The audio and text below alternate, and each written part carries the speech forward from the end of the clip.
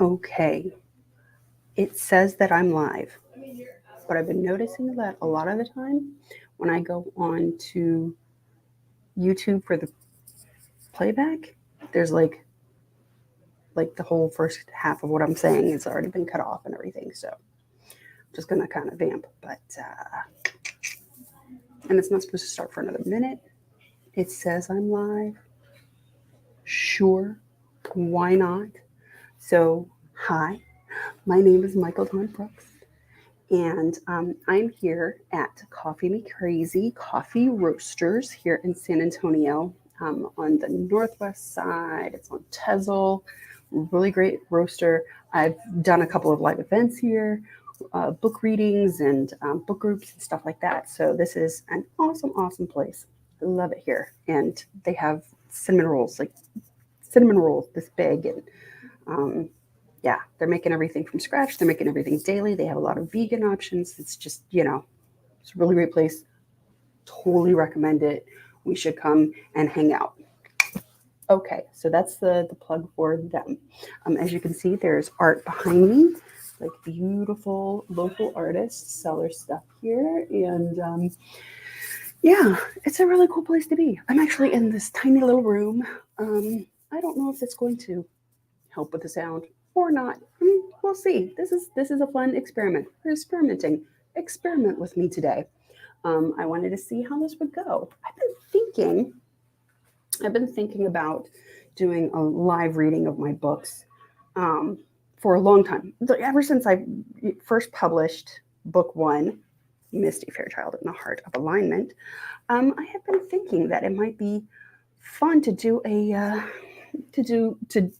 read do a chapter by chapter kind of thing and have that posted on YouTube and maybe you know hide it and have it be a special thing that for people who are in my groups or that sign up for my ream or whatever.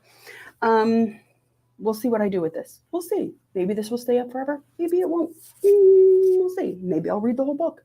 Maybe I won't. Today I'm only reading chapters 1 through 3. So just to let y'all know, I'm moving. My husband and our 5-year-old Bruce are moving to another part of town, or maybe even the same part of town, but we're moving from the house that we live in right now. We don't know where we're going yet. It's an adventure. It's exciting. It's uh, it's fly by the seat of your pants. But what we definitely need is you know, funds for moving expenses. So right now we are collecting whatever we can, doing jobs, whatever we can do to bring in more income. I have copies of both book one and book two available, signed, and I can ship those to you anywhere in the country or the world. You pay the shipping. I don't care where I'm sending it. I'll send it to Alaska. Alaska is part of the United States. Strike that. I will send it to Antarctica if you have an address and are willing to pay the shipping for it. And funny thing about Antarctica, I read an article the other day that was saying that there is kind of an Antarctic dialect that is beginning to develop because people from different countries go and they stay there for 6 months and, blah, blah, blah, blah. Completely off topic until you get to about book 5. Then it'll be totally on topic. But, only books 1 and 2 are out yet. So we're not going to worry about that right now. But what else was I going to say prior to jumping into reading? Oh, I am making beanies. Beautiful little beanies. I would show you a completed one, but I just shipped them off already. The ones that I had are gone. So now it's all made fresh from scratch. And I love crocheting. I love making things. So if you would like a beanie, $25, Cash App or Venmo, and just reach out to me either in the comments or send me a direct message, and we'll get you hooked up with a beanie. If you would like a book, $16.99. Let's just call it $17. What's a penny? For book 1, $20 for book 2. It's much, much thicker a lot more happening in book 2 than book 1. Book 1 is a quick read. We just fly right through. It wasn't always this. It wasn't always this way. This is a highly edited and made smaller version of what one of the many drafts were. Also, if you're interested in tarot readings, I do 15, 30, and 60-minute sessions. All of that I can get you information about. Just reach out to me. Let's do something. Let's work together. Yeah, it'll be fun. Okay, in the meantime, so this is going out live on YouTube and in my private Facebook group. If you would like to join my private Facebook group and be available for Facebook exclusive content, my characters like to play in those groups, so you could, hang out and chat with Adam Rowan or Misty Fairchild or Jason Campbell, if that's who you really want to talk to. And they are all in my group, Michael Don Brooks's Happy Fun Time Play. Why did I make it such a long name? But anyway, if you go to Facebook, look me up, you'll find it. It's there. It's in there somewhere. You'll find it. It's fine. It's fine. If you're joining me from Facebook, don't forget to give StreamYard permission for you to comment in the little doobly-doo side. I don't know which side it's on here. It's all reversed and weird. For me, I'm looking at that side. But for you, you might be looking at a completely different side. I don't know. If you have comments, if you want to chat, please chat. Is there anything else that I need to say? Like I said, I'm starting with chapters 1 through 3, but this might go, I might read the whole book. I mean, it's a short book. It's not that long. And it's packed with thrills. So let's start. I think that's giving me enough time to vamp so that I'm not going to be cut off. I know I wasn't going to be cut off. It's usually only just a couple seconds of dialogue or monologue, soliloquy, whatever I'm doing here. And I'm going to take my glasses off now because even though I don't need to go into that. Okay. Misty Fairchild and the Heart of Alignment by Michael Don Brooks. All right, so chapter 1. Take a deep breath, Misty. The little girl heaved in a loud gasp. Good girl. Ian Fairchild held up an index finger before his daughter's mouth. Now, blow out the candle. A weak stream of air shuddered from her lips. It's okay, honey. Take another deep breath. That's right. Okay, blow out the candle. The 4-year-old swiped at the tears in her gray eyes and gulped in air, filling her lungs to capacity. Her freckled cheeks ballooned in a gust aimed at the tip of her father's finger. Whoa! Adam feigned falling over. You nearly blew me away. Misty giggled and sniffled, then swiped her nose with the back of her hand. Silly Daddy. Okay, let's take a look at that knee now. Ian crouched beside Misty and examined the broken skin. Looks like we may have to amputate. No, Daddy. Misty pushed his arm. I need my knee. Well, if you insist on saving it, then I guess a Band-Aid will have to do. And a hug? Okay, and a hug. And a kiss? Okay, and a kiss. Ian took Misty's tiny hand and led her to the bathroom. He cleaned the abrasion and applied the bandage with great solemnity. After a hug and a kiss, Misty ran back outside to the sweeping live oak that had first wounded her. That's right, Misty. Ian leaned against the doorpost and watched the fiery mop of red curls glint through the sunlight-dappled leaves and branches. Always keep climbing. He bent down to tousle the raven-black curls of Misty's twin, Melody, playing tea party on the front porch. Tea, Daddy? Her chubby hand grasped a teacup adorned with roses. Why, certainly, Princess, thank you. He accepted the proffered cup and lowered himself into the too small chair, knees jutting above the imaginatively set table. With a choking gasp, Misty's eyes flew open to the darkness around her. Melody breathed softly in the sleeping bag beside her own. Cicadas sang above the snap, crackle, pop of the dying fire. The scent of wood smoke, damp earth, and pine needles filled Misty's nose. Through the treetops, stars winked against the black night. A breath of wind swirled through the branches, which seemed to wave to her. She rolled to her side, mopping tears with the cuff of her flannel shirt. I miss you, Daddy. The trip from Dulce, New Mexico to Santa Fe the day before had been harrowing. Misty and her sister were smuggled out of the base under Archuleta Mesa in the faded red Ford F-150, covered by an itchy blanket that smelled of horses.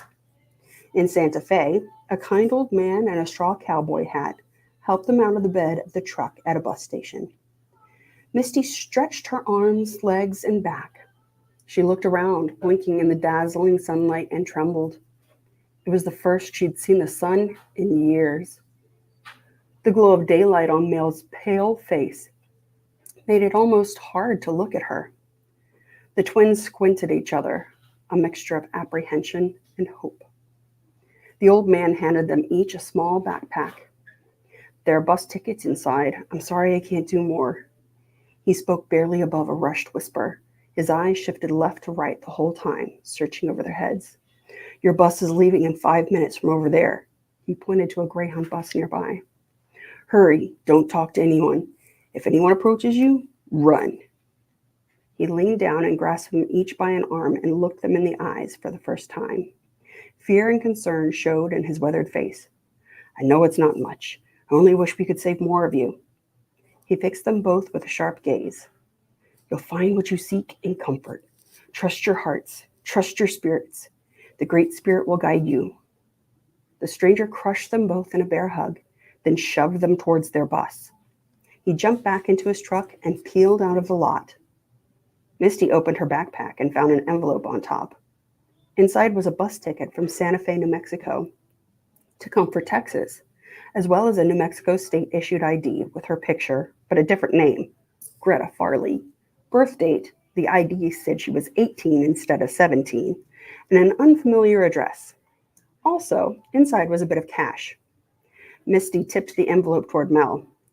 I guess comfort is more literal than figurative then. We better hurry. I hope they gave you a better name. Melody, blue eyes wide, gulped and nodded. She trembled and almost dropped her backpack. Misty grabbed it from her and slung both packs over her shoulder. She grasped Mel by the arms and steered her to the bus. On board, Misty scanned over the rows of seated passengers, feeling for any warning or misgivings. The bright vibration felt calm and steady, with an aura of blue to violet that hung over the passengers.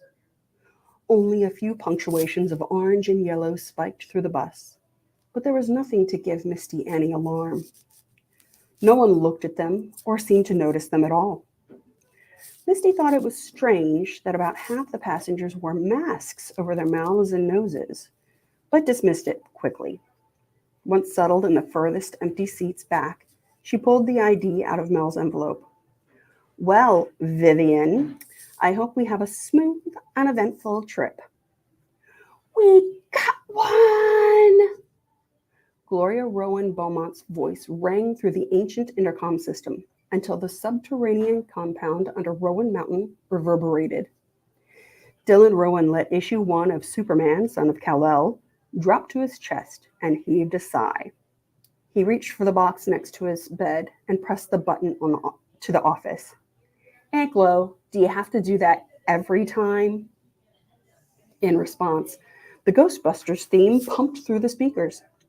Dylan plopped back on his bed and rolled his eyes skyward. God. Boot up, baby bro. Adam's voice sounded tinny through the speaker. Let's see what she's got. Dylan smashed the button to reply. Yeah, be right there. Gloria's office was 5 levels up on the opposite side of the mountain from Dylan's room. He had to change elevators twice and walk halfway around the balcony ledge that overlooked the marble hall. He barely registered the labyrinthine tunnels that veered off from time to time, some man-made, carved smooth ages before he was born, others naturally formed. Some led to caverns untouched by sunlight since they first formed when the earth was young, while others led to grottos with crystal pools lit with electric lights for the family's use. By the time he arrived 15 minutes later, Adam and their cousin Jeremy Beaumont were already waiting.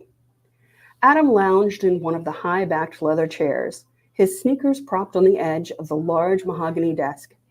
His green eyes focused on what appeared to be a jumble of nails in his hands, one of many 3D puzzles from Aunt Gloria's desk.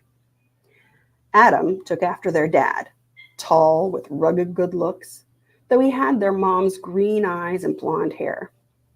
Dylan definitely favored his mom's more willowy, delicate features, with her dad's dark brown hair. In the opposite doorway, Jeremy counted off a rapid succession of pull-ups on the intricately carved lintel. His bulk filled the frame, dark russet brown skin rippling with each flex of muscle. He was a carbon copy of Dylan's Uncle Dwayne, who looked like an NFL linebacker in a lab coat.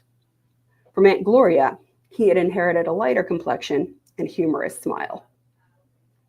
Dylan self-consciously crossed his pale, thin arms over his chest, wrapping his fingers around his biceps. At 14, he was 4 years younger than Adam and 6 years younger than Jeremy. With his brother's all-American good looks and his cousin, who could basically double for The Rock, he wondered if he would ever catch up. "Sup, Squirt?" Adam's eyes never left the metal puzzle. "Finally left your room, huh? We were taking bets on whether you'd be there till Thanksgiving or Christmas. I told Jeremy you'd need to come up for tissues and lotion eventually."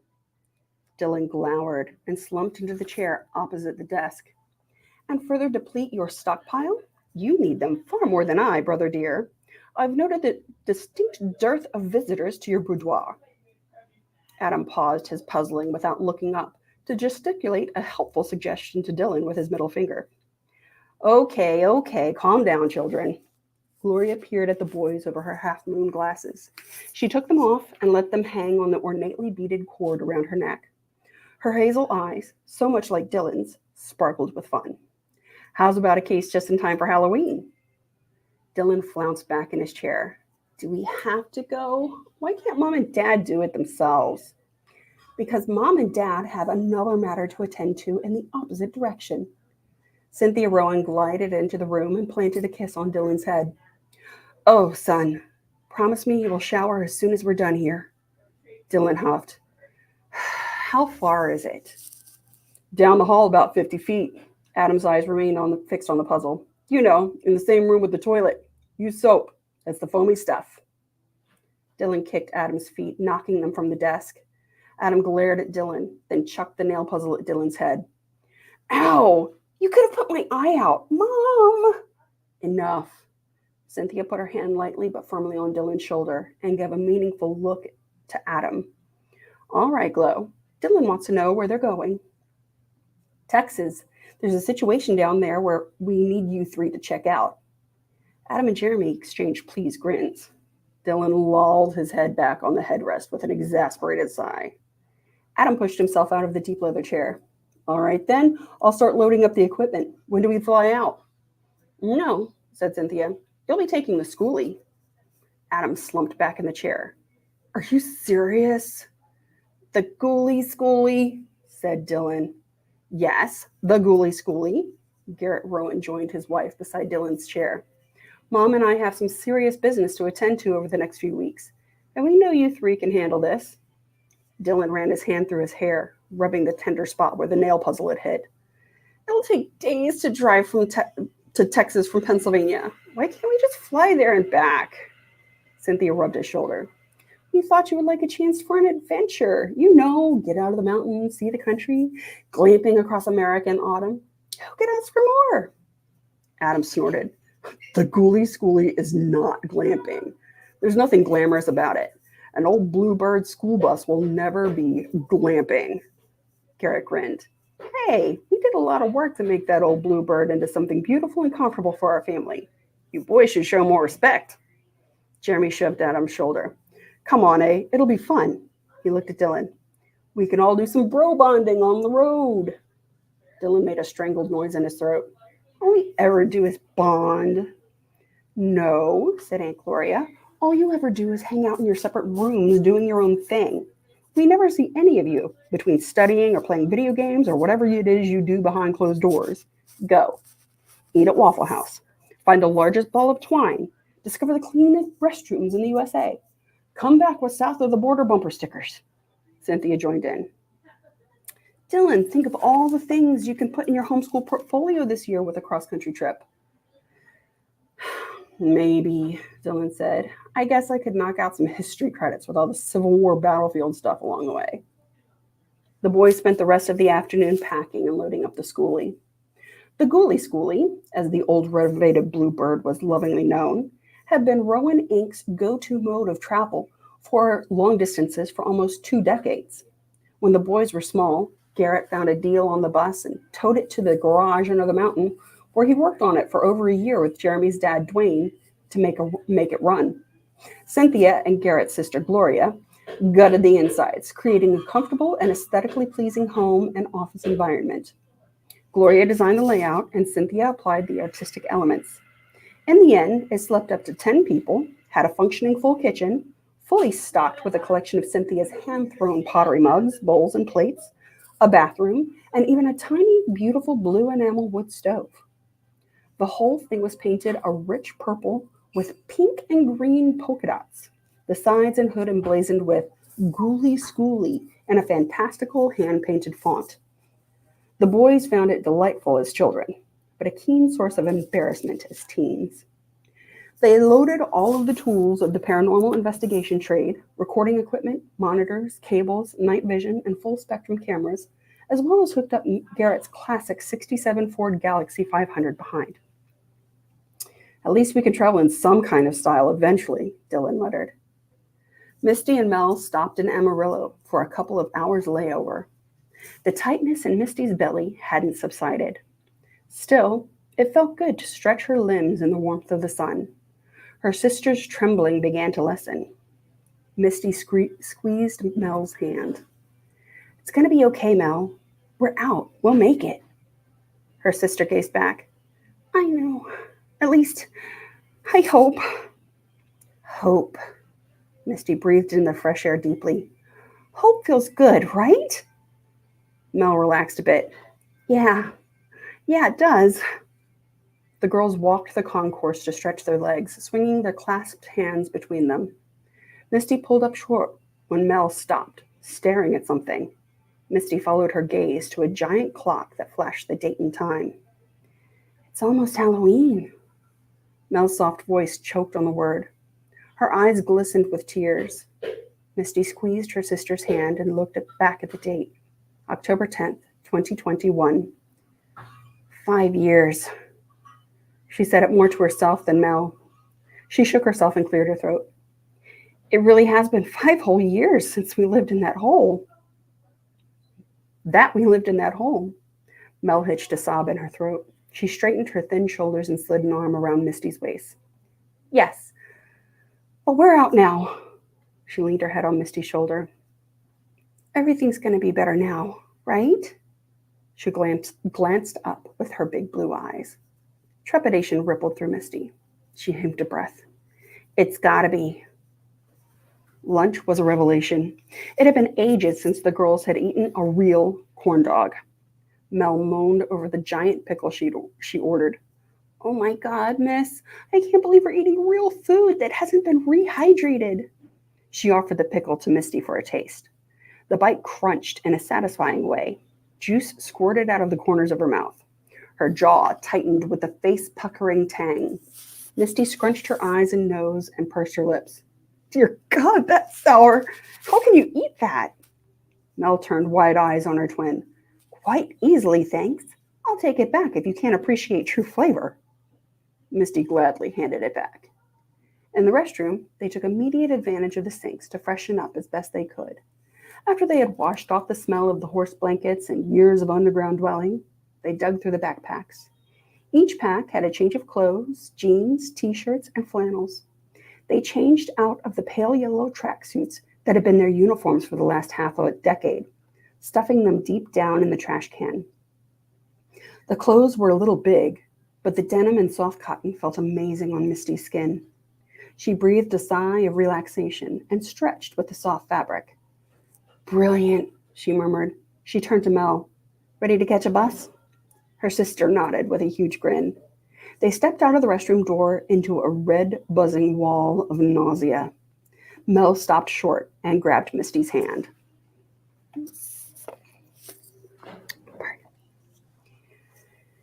Yeah, I feel it too. Misty swallowed against the urge to vomit. They ducked between a large sign and the wall. Mel squeezed her eyes shut, her breaths coming in shallow gasps. It's them. I feel them. They're here somewhere. Oh my God, I'm gonna be sick. Breathe, Mel. Just breathe. Misty peeked around the edge of the sign.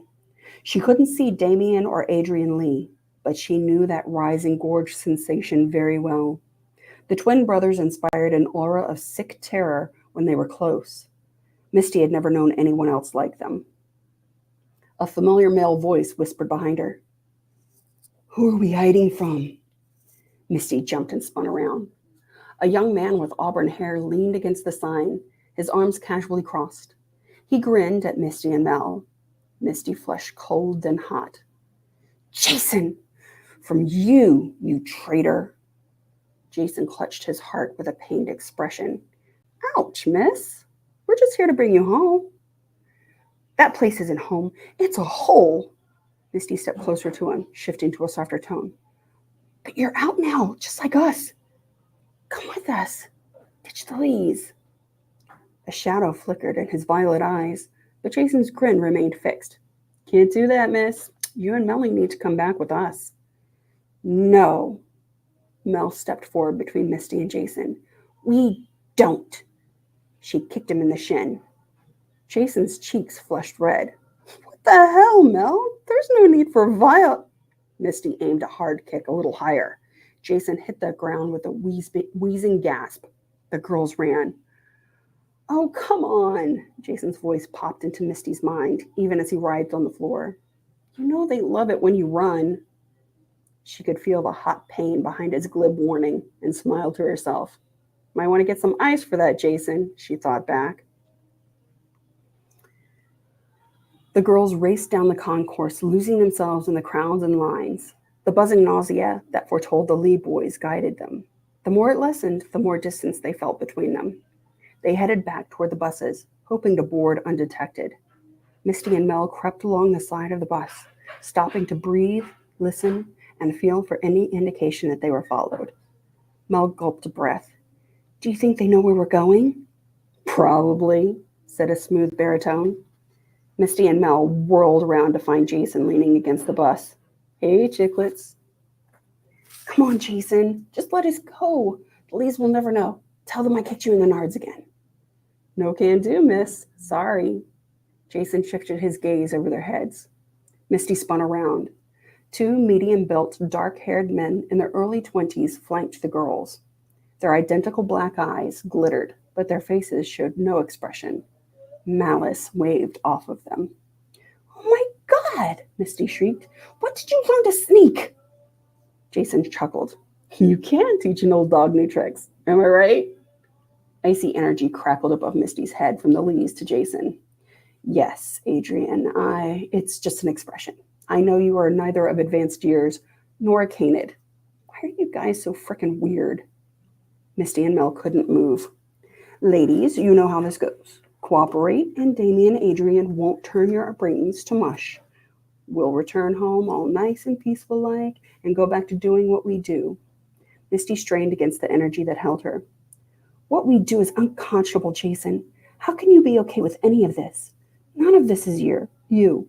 What would Joey say? Don't, Jason barked, raising a threatening finger within a millimeter of her nose. He closed his eyes, took a deep breath. Don't. He lightly tapped the end of her nose. He raised his eyes to Damien and Adrian. Let's go. Jason and the Lees followed Misty and Mel.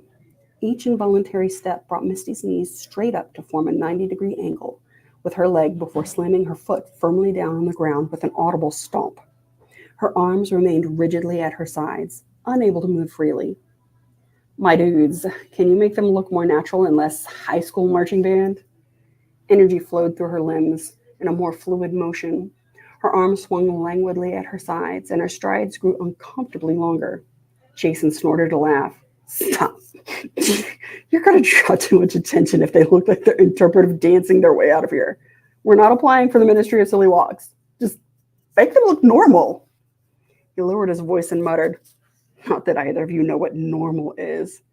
He sighed. Yes, I know you can hear me, Damien. He lowered his voice again. Fucking pedant. The Lees ambulated Misty and Mel to the parking lot to Jason's incessant, colorful commentary, punctuated with pauses in which one or the other of the Lees apparently communicated with him. They stopped far away from other vehicles at a black SUV. Jason opened the back door. Ladies? He swept his arm as if it were a fairy tale carriage. Misty and Mel cut their eyes to one another. 1, Misty breathed. They strained their pinkies until they hooked. 2, Mel whispered. 3, they shouted. A pulse of bright white light burst from the two of them, knocking Jason and the Lees to the ground. It was enough to throw the bondage off, and they broke away in a run. A sizzle rushed past Misty's ear as a yellow orb whizzed by. Damn it, Misty, stop running, Jason called behind them. She looked back to see him forming another orb between his hands. The Lees stood up and faced them, taking a couple of steps forward. Run, Mel! Jason continued to wing energy orbs at them, but they managed to deflect them. The buzzing pain and nausea grew in her head. She gritted her teeth and pushed forward. A yelp and a thud from behind, plus the abrupt end of the nauseating buzz, caused Misty to pause and look back. Oh, shit, Jason scrambled back. Sorry. One of his orbs had missed and taken down Damien, or Adrian. She had no idea how to tell them apart. Adrian, or was it Damien, turned to his brother, writhing on the ground. Jason hopped on the driver's side running board of the SUV, watching them over the top of the car, genuine panic on his face. Misty indulged in the schadenfreude for the moment. She pulsed a thought at him. Maybe work on your aim a bit. Jason's head snapped back to her. His eyes narrowed. Almost before she could see it happen, he flicked his wrist and a tiny orange orb flew the 50 or so yards to smack her square in the lower abdomen. Misty buckled to the ground as intense waves of energy spasmed through her, spinning up her spine and electrifying every nerve in her lower body. Mel grabbed Misty by the arms and half carried, half dragged her away, but not before Misty caught the arched eyebrow and satisfied smirk on Jason's face. Mel allowed Misty to collapse in a crumpled mess in an alleyway a few blocks from the station. Misty shuddered as the tingling electricity worked its way through her nerve endings. Oh my God, she moaned. Mel peeked around the corner to see if they were still being followed. Misty gestured limply for her to sit down. Don't bother. Adrian or Damien, whatever, got a full blast. He ain't moving anytime soon. Are you okay? Mel knelt beside her sister. Misty let out a shaky laugh. Oh, yeah. That was just a tiny one. I pissed him off, so he sent me a reminder. Another spasm shuddered through her. Mel looked equal parts perplexed and concerned. Misty waved a dismissive hand. I'm fine. I just need to catch my breath a bit. She leaned back against the brick wall. If I didn't know better. I don't think I do. I'd almost say that was on purpose. What do you mean? I mean, Jason is deadly accurate with his chi balls. He taught me how to make them. Misty shrugs. If he thinks he can take on the Lees, he's nuts. It doesn't make sense, but then again, he hasn't made a lick of sense for some time now. Misty sat lost in thought for a moment. Finally, she huffed. Psycho. Anyway, what have you got? Assets. The girls opened both packs and made an inventory of what they had. Their backpacks contained water bottles, snacks, toiletries, and enough money for food, perhaps a motel for a few nights. Mel sighed. So what are we going to do? We'll have to hoof it, I guess. First, we need to get out of Amarillo and put as much distance between us and the brute squad as possible. Then we need to prep for a long hike to Comfort. How will we find what we seek when we get there? Misty shrugged. What do we even seek? Mel's face grew wistful. Home. A pang pierced Misty's heart. She reached for her sister's hand and squeezed it. Let's move. At the first gas station they found, Mel bought some food and water while Misty kept a visual and vibrational watch outside. In a wooded spot nearby, they set up a bubble of energy to hide themselves and figure out where they were and where they needed to go. Not far away was an Army-Navy surplus store. This time, Misty went in while Mel took watch. 2 sleeping bags, a pup tent, a simple GPS, first aid kit, and some MREs left them with about half the funds they started with. She found a couple of bracelets made from paracord, the clasp of which contained a compass, whistle, as well as a steel and flint that Misty found fascinating. She also made sure to grab a couple of self-filtering water bottles. After hiking outside town for an hour, Mel put her hand on Misty's arm. They aren't going to give up, you know. Misty nodded, her eyes set on the horizon. We know who sent them. They don't have much choice. Jason didn't anyway. Damien and Adrian live for this kind of thing. Going back to the facility empty-handed and with Damien suffering under friendly fire was not a pleasant experience. Trissa gazed at them with narrowed eyes. What happened, Jason? You are such an excellent shot with your chi balls. How could one just slip and hit Damien? Jason glowered at the wall. I don't know, Trissa. Shit happens. Maybe the sun was in my eyes. I don't know. It's been a while since your last reminder, Jason. She stepped to him and laid a hand on his shoulder. She leaned close to his ear. Do you need a reminder? Fear and disgust rippled through his body. He continued to glare at the wall. No. No? Why don't you just go to your room and think about what you've done? Jason rose abruptly, knocking the chair back. He stalked out of the room without a glance at Trissa. I'll be in shortly for your reminder. He paused mid-step, then swung the door open and left. Back in his room, Jason lay on his bed and stared at the ceiling. He didn't know what had gone wrong. A jarring image of Misty, her gray eyes so hopeful. You're out now. Ditch the Lees. A coughing, piercing ache wrenched his chest. He crossed his arms and rolled to his side, hugging his body. A slight tremor ran through his core. That moment, those words, her face. Maybe it was just the euphoria of being outside in fresh air and sunlight. Maybe it was just the whiff of freedom. But it was the first real emotion he'd felt in over a year.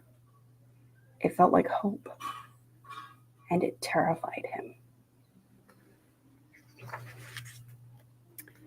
Chapter 2. 3 days of driving and listening to Dylan gripe and moan was almost more than Adam could take. It was a relief to unhook the Galaxy from the schoolie in the RV park and stretch his legs. Jeremy hung out of one of the windows and whistled to him. Want to go get some tacos? I'm sick of sandwiches. Depends. Adam glanced towards the back of the bus and lowered his voice. Can we leave the kid? Ooh, tacos, shotgun! Dylan bounced down the steps towards the Galaxy, now parked in front of the schoolie. Adam rolled his eyes and sighed. Jeremy gave him a sympathetic smile and disappeared back through the window and reappeared at the door to jog down the schoolie steps. He whistled a line of, he ain't heavy, he's my brother, as he locked the schoolie door. You want to drive? Jeremy held out the keys. Nah, Adam sighed heavily. Think I'll just stretch out in the back. Jeremy clapped him on the back and leaned in. You were no peach at 14 either, he whispered. Whatever. Adam managed to crack a smile. The tiny restaurant had 4 booths to one side, 3 tables, and no customers. Well, almost none. Adam, Jeremy, and Dylan slid into a booth. There was one empty booth between themselves and a couple of girls huddled in the corner. I have a bad feeling about this, said the black-haired girl. I'm sick of MREs. It's all we've eaten for days. I want real food. It'll be fine, Mel, the redhead said. She caught Adam watching her. Vivian. She ducked her head down and the conversation stopped. They've got a jukebox. Dylan jumped up from the table and darted across to the machine. They cute? Jeremy indicated over his shoulder with a nod of his head. Adam shrugged. Potential. Red is cute with freckles. Raven's got sweet blue eyes. Petite, probably sisters. Looks like they've been roughing it though. The packs by the booth are outfitted for hardcore camping. Jeremy grinned and nodded. Nice. Outdoorsy types. Adam cocked an eyebrow. Or homeless. The waitress came in to take their order as What's New Pussycat pumped through the speakers. You got pie? Adam asked. She pointed behind her with the pen to a sign that said award-winning peach pie. Adam grinned. Yeah, I'll take that then. You aren't going to have real food? Dylan asked. Last I checked, pie is real food. And last I checked, you were mom. Mind your beeswax. A black SUV pulled into the spot next to the Galaxy. As the doors to the vehicle opened, a buzzing started in Adam's brain. A red haze of nausea rose in his throat. His eyes watered. Adam, are you okay? Oh, man. Jeremy clapped a hand to his head. What is that noise? Dylan looked like he was about to hurl on the table. Through the haze in his brain, Adam noted that the two girls had gone still and alert.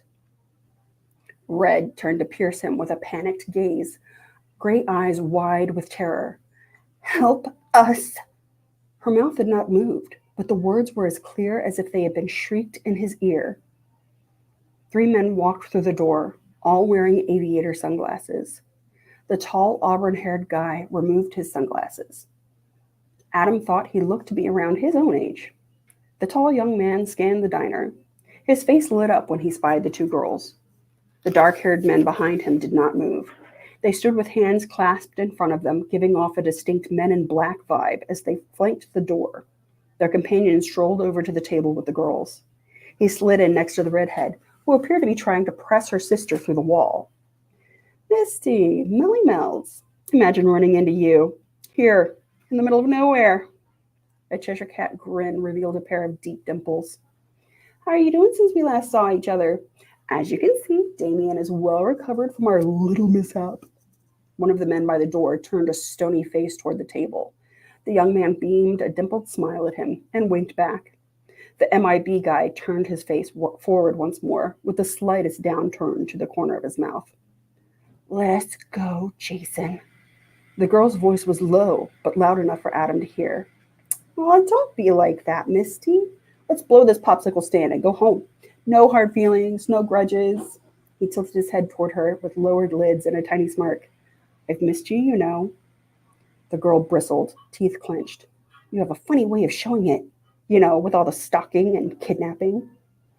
A thundercloud in Jeremy's dark eyes roiled throughout the exchange. At those words, he blew a breath out through his nose, his mouth a flat line. He planted both hands on the table and pushed himself out of the booth.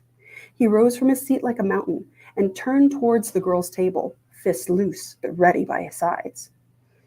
Is there a problem here? His deep voice rumbled. The faces of the 2 men by the door snapped toward Jeremy. The buzzing in Adam's brain became unbearable. His cousin collapsed to one knee and cried out, clasping both sides of his head. Dylan looked like he was going to pass out. No, shouted the black-haired girl. Leave them alone. They don't have anything to do with this. Aw, tender-hearted Melody. So concerned for the innocent bystanders, said Jason. Come along, ladies. Let's leave these gentlemen in peace. No reason for anyone to get hurt. Red, Misty, gritted her teeth, eyes squeezed shut, and with a strangled cry, screamed, No! The buzzing in Adam's brain now combined with a prickle on his skin that raised every hair on his body with an electric zing. A slight tremor under his hands grew to a low rattle as the silverware, salt and pepper shakers, and sugar dispenser vibrated and bounced along the top of the table. The quake rose to a crescendo as every item not bolted down inside the dining room rose up into the air and hung for one heart-stopping moment. Adam forgot about the nausea as he gazed in wonder at the cup that hovered at his eyes level. The temperature rose. The air rippled like waves above summer blacktop. Adam jerked his hands back from the table with a hiss at the searing heat. With a sudden ferocity, everything set in motion. Pies from the case behind the counter flew across the small dining room and smacked into the 2 men by the door. Glasses, plates, silverware, napkin holders, salt and pepper shakers, and various other diner implements pummeled the two men, who, caught off guard, ducked and covered their heads. The girls scrambled over the shocked Jason and ran for the back of the diner. As they passed Adam's table, Misty screamed, "Run!" at them without pausing. The boys didn't hesitate to leap from the booth and follow the girls. The buzzing nausea had ceased when the pies smacked the MIB guys, but now the heat in the room had reached excruciating levels. They ran through the back door, the sounds of chaos and explosions in their wake. A surprised waitress and line cook followed them. "What's going on here?" "Run!" Misty shouted again. "Everybody out! I can't hold it back much longer." "Hold what back?" Adam asked. "Get to your car, let's go." They ran around the building to the Galaxy. The men inside struggled to open the front door. The windows and doors along the front of the building shuddered violently. The two girls tumbled into the back of the car with Adam, while Jeremy and Dylan slid to the front seat. Misty beat her hand on the back of the front seat. "Go! Go!" "Don't have to tell me twice." Jeremy slammed the car into reverse and screeched out of the parking lot. As soon as they hit the road, a fireball erupted from the diner, blowing out all the windows. Adam turned in time to see the stunned diner staff stumble back from the burning building. Adam turned back to the girls, now sobbing in one another's arms. "What the hell was that?" Misty took gulping breaths, exhaling with sharp shrieks. Mel held her sister's face. "Look at me." She wiped at the tears pouring down Misty's cheeks. "Look at me." Misty opened her eyes and met her sister's. "Listen to me," said Melody. "You had to. It's okay." "Do you think he's..." "I don't know, sweetie. I don't know." Mel drew her sister into an embrace. Adam made eye contact with Jeremy in the rearview mirror. Jeremy's dark eyes were wide. He gave Adam a short shake of the head and drove back to the schoolie.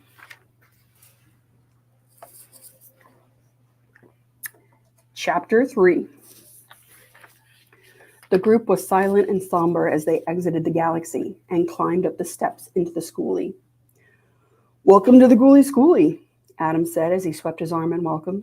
Jeremy snatched a pair of Batman boxer shorts off the futon sofa and stuffed them in his back pocket, then cleared comic books, debris, and Dylan's guitar from the seat.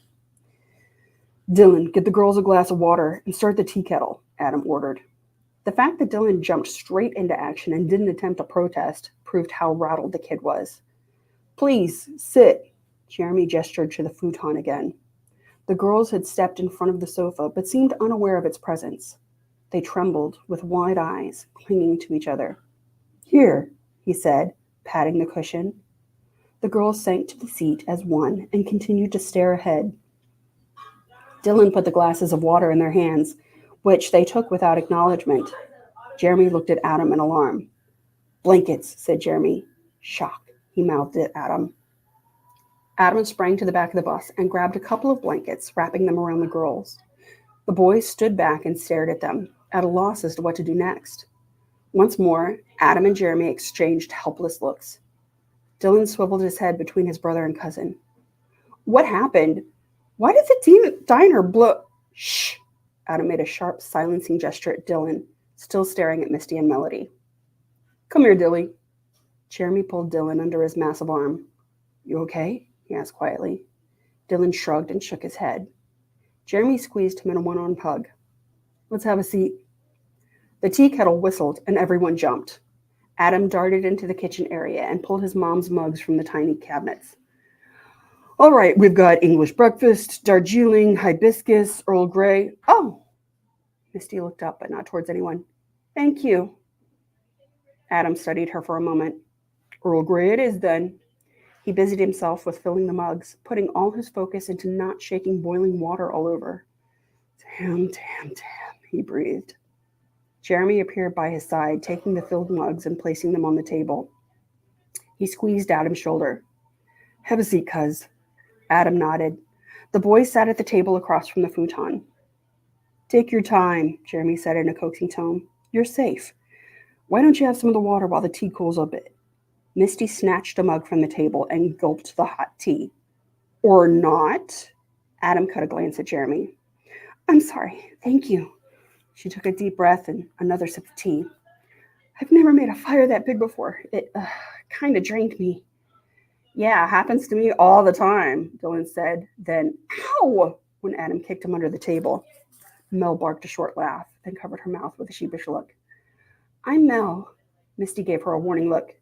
Vivian, this is my sister, Greta. Adam broke into a genuine laugh. Yeah, Mel Vivian, that's not what American Psycho was calling you ladies. Misty and Melody, right? The girls exchanged a look, then nodded. Adam pointed to himself. Adam, my baby brother Dylan, he indicated Dill across the table, who had not stopped staring at the girls since they arrived, and her cousin Jeremy. Jeremy sat behind Dylan on the bench seat of the table across from Adam. He touched two fingers to his forehead in a cap touch gesture. Ladies? Dylan sat forward, eyes wide. Did you blow the diner up with your brain? Dismay crumpled Misty's face. Jeremy pulled Dylan back into the bench seat. What he means is, are you okay? He squeezed Dylan's upper arm meaningfully. Yeah, sure, Dylan said, rubbing his arm. Melody patted Misty's knee. It's all right, miss. They would have brought us back there. You had to. Agents J and K, right? Adam said. What's the deal with those guys? Where were they taking you? Misty and Mel stared at one another for several moments. There seemed to be a silent debate. Eventually they nodded and turned back to the boys. To New Mexico, began Misty. There's a place there where we've been held for the last few years. Underground, continued Melody. We were brought there when we were kids with a bunch of other twins who have special abilities. Like the Lee brothers and Jason, said Misty. American Psycho? Who's his twin? Hannibal Lecter? Adam snorted a laugh. The girls lowered their eyes. Joey, they whispered in unison, then fell silent. Adam looked to Jeremy, who shrugged. Dylan gaped at the girls. You've been underground since you were little? Doing what? Drills, mostly, said Misty. Drills? What's that mean? Asked Adam. Misty shrugged. They've been training us at all kinds of things, mostly like pushing our abilities to the max. Why? Asked Adam. For the war, they always said Melody.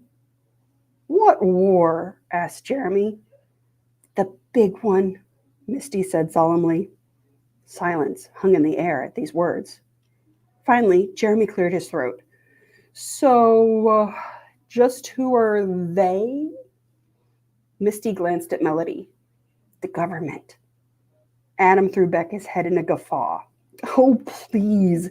You expect us to believe that the government is kidnapping children to train them up in some kind of psychic twin army for some big war? Adam used air quotes around big.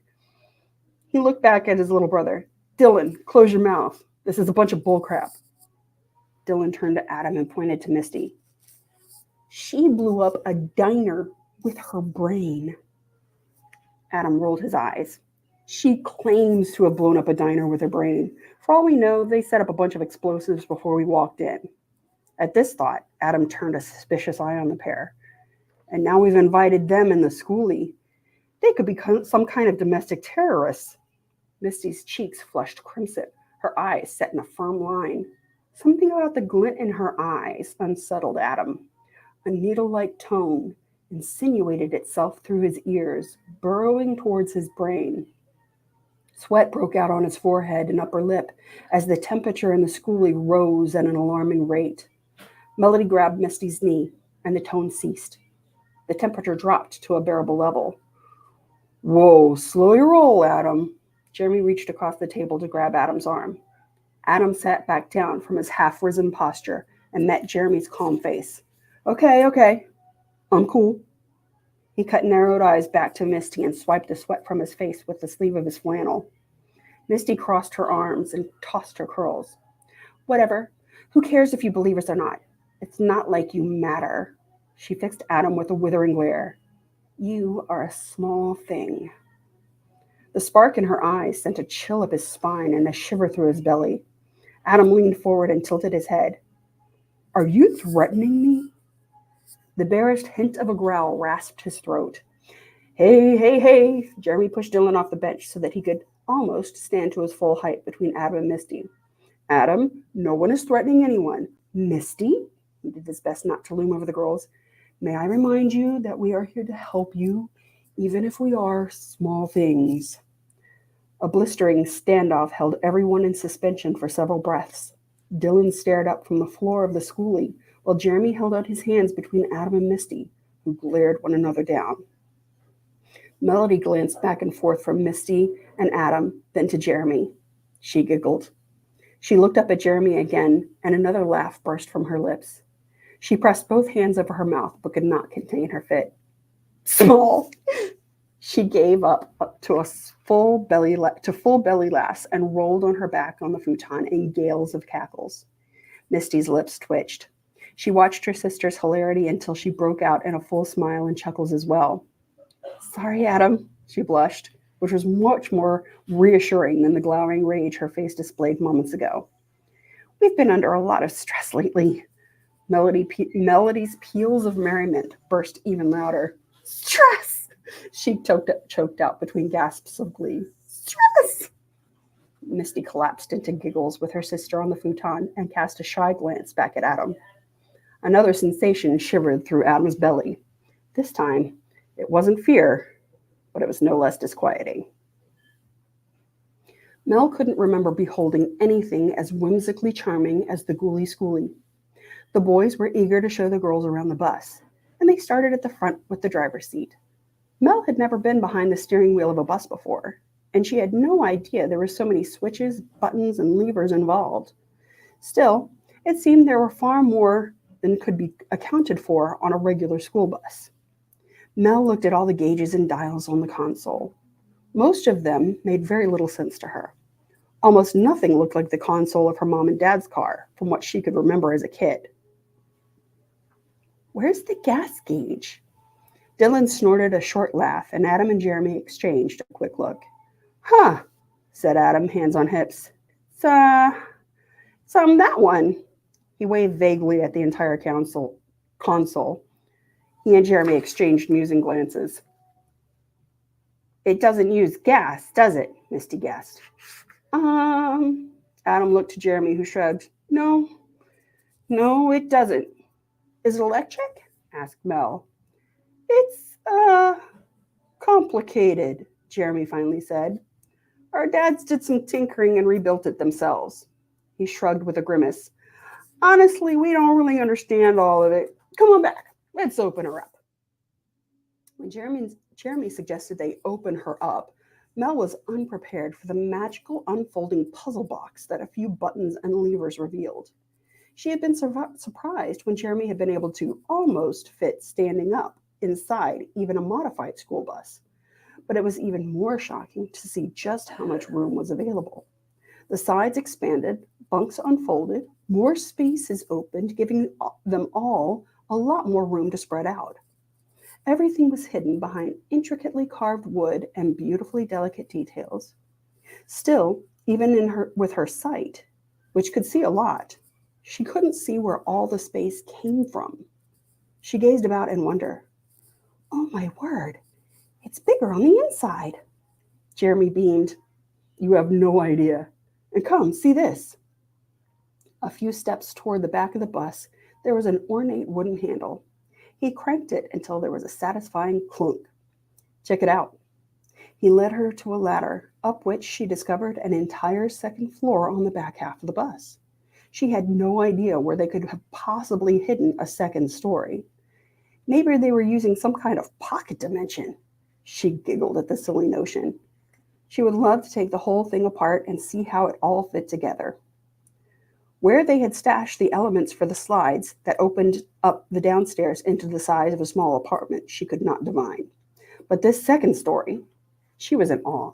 She gazed around in wonder with her physical eyes and probed deeper with her other senses to make sense of this puzzle box of a bus. She ran a hand over the intricately carved wood and closed her eyes, feeling into the elements. The story that came back was delightful, intriguing, and generated more questions than it answered. Her previous notion didn't seem so silly anymore, but she still didn't understand what she was sensing. She needed to meet the mind behind this exquisite work of art. A back door opened onto a small balcony.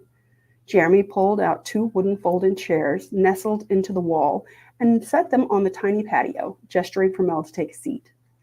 The chairs were carved in a beautiful burnished cherry finish and were upholstered in a plush purple velvet. Mel clapped her hands in delight and sat in the cozy chair. This is genius. Thanks. My mom designed it. She loves puzzles and contraptions. The schoolie is full of surprises. Mel gazed at him in wonder. Your mother did this? He nodded with a hint of pride. Do you have any idea of what she's done here? Jeremy's face split in a wide grin. Nope. It's way above what I could even figure out. But I know it's amazing. She settled back in the comfortable chair and breathed a sigh.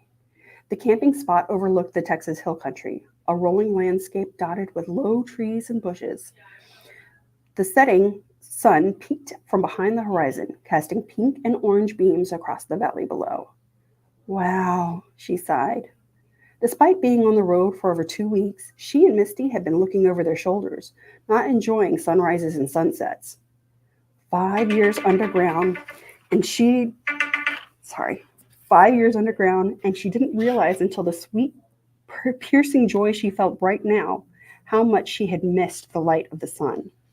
Her cells drank in the fading light as if their thirst would never be slaked. It's glorious. The schoolie could be a little less purple, Adam said from behind them. Nope, she shook her head decisively. It's perfect exactly as it is. After sunset, the group gathered once more at the table downstairs, which unfolded to make more space and provide more seating, of course. Dylan sat cross-legged on the futon, picking out tunes quietly on his guitar. Jeremy unfolded another hidden chair and kicked back with his feet propped on the wood stove. Adam donned an apron and set to making a mess of eggs, bacon, and toast, since none of them had a chance to eat earlier. Mel tried not to laugh at Misty's pointed look over the ruffled apron that matched the outside of the bus, down to the embroidered ghoulie schoolie stitched across the front. Adam seemed to neither notice nor care. So basically, we're down here for an investigation. He concluded the story of how they came to be there that day as he started the eggs. We're scheduled to meet our client tomorrow, then we head back home. He turned a gesture to the girls with a spatula. I really don't know how we can help you with your problem. Misty arched an eyebrow and crossed her arms. We didn't ask you for help. Adam turned to her with a piercing look. Oh no, I think you did. Misty looked away from his pointed gaze. What my sister means, Mel said, is that you have helped us so much already, we couldn't possibly expect you to do more.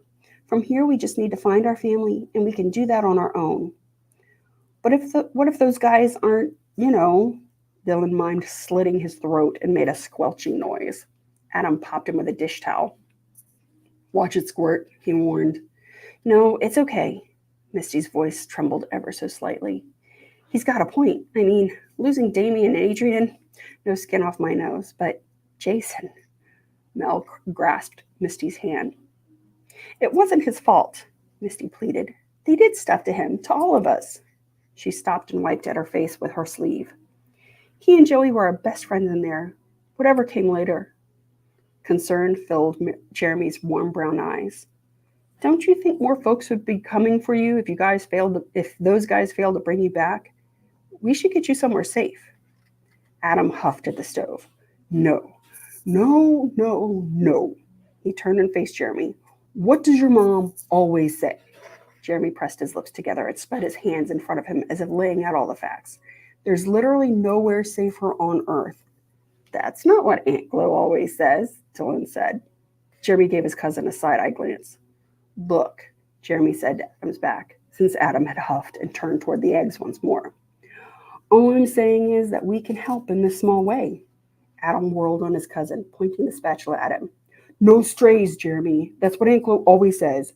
No effing strays. She's a colorful woman with a vibrant command of language, Dylan said with respect. Jeremy ignored Dylan. Adam, no. Can you imagine what Dad and Uncle Dwayne would say if they heard you right now? He whipped the spatula to point at Mel and Misty. A bit of egg hit Mel's cheek. Claim that they've been kidnapped and trained up by some shadow government for a war. A war, Jeremy. Do you want the government all up in the mountains? That's what Grandpa Ethan worked so hard to have not happen. And you want to lead them to our doorstep? Are you even thinking? No, we're not having this discussion right now. Not in front of them. He tossed a gesture with a spatula toward Mel and Misty and turned back to the stove. Jeremy cast an apologetic glance at the girls. Mel smiled back with warmth and understanding. We would never ask you to compromise your home or your family for us. Misty and I knew that if we ever got out, it would likely mean a lifetime on the run. Misty nodded. Yeah, these guys don't take kindly to losing assets. It's either toe the line or die, or run for the rest of your life until you die, or they kill you. She turned to Dylan, who gaped at her, and as an aside said, most likely they kill you. Hey, Adam barked, facing Missy with a skillet in one hand and the spatula in the other. Ixnay on the Illinkay talk. Nobody's killing anyone. He paused a beat. Else. Misty dropped her eyes to the table and laced her fingers tightly together. Mel put her arm around her sister and gave her a reassuring squeeze. Everything will be okay. I love you. Misty nodded and wiped a tear off her cheek. Adam shuffled his feet. Uncertainty etched his face. Let's eat, he finally said. Mel and Misty stared at their plates for a moment before picking up their forks. Misty went first, gingerly placing a tiny bite into her mouth. Her eyes turned to dinner plates, and she shuffled in a larger bite. As she chewed, she threw her head back. She slammed both hands on the tabletop. Oh my God, she moaned obscenely. Mel looked down at her plate, mortified. Misty, reel it in. Melly. Misty pointed her fork at the fluffy golden heap. Eat. Mel glanced at the boys, who all stared at Misty, forks or toast stopped halfway to their open mouths. She scooped a bit of eggs and put them in their mouth. In one heart-stopping moment, Mel's life changed. Every morning for the last 5 years, a pile of pale yellow mush was plopped on her metal tray. It was always either dry and rubbery or runny and slimy. It never had flavor, and she was certain it had never been anywhere near a chicken. But this bite, this savory morsel that melted in her mouth with a soft, buttery unctuousness, produced visions before her eyes of green pastures, blue skies, and happy chickens chasing bugs. Fluffy baby chicks nestled her cheeks, their tiny warm heartbeats fluttered against her skin.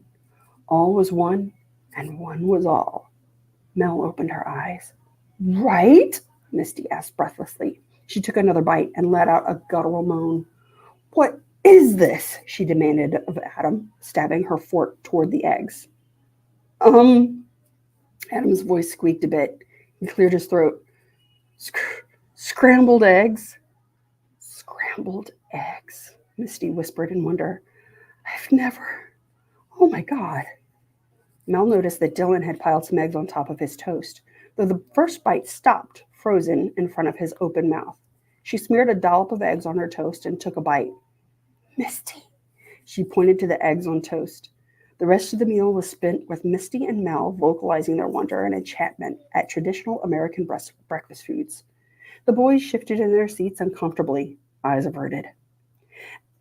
After the girls and Dylan had fallen asleep, Jeremy motioned for Adam to meet him in the galaxy to discuss their options. Jeremy looked hard at Adam. We have to do something. We can't just walk away. Adam wrung the steering wheel. I don't know, Jer. This is above all our pay grades. I mean, we probably should have called the cops and the fire department as soon as the diner exploded. For all we know, we're on some most wanted list just for driving off with them. The whole thing is bad news. Those girls are bad news. Melody's sweet. Maybe. But do not forget, Misty just killed 3 men with her freaking brain. We don't need that noise in our life. Jeremy leaned his head back on the headrest. We could help them find their folks. You know our parents would be cool with us extending the trip. But would they? For these reasons? Jeremy turned his head on the headrest toward Adam. For especially these reasons. Don't you know that why they sent us here? Adam shifted in the seat to face Jeremy. He wrinkled his brow. What do you know? Jeremy looked back at the ceiling. More than you, apparently. He sat silent for a moment, the heat of Adam's gaze boring into the side of his head.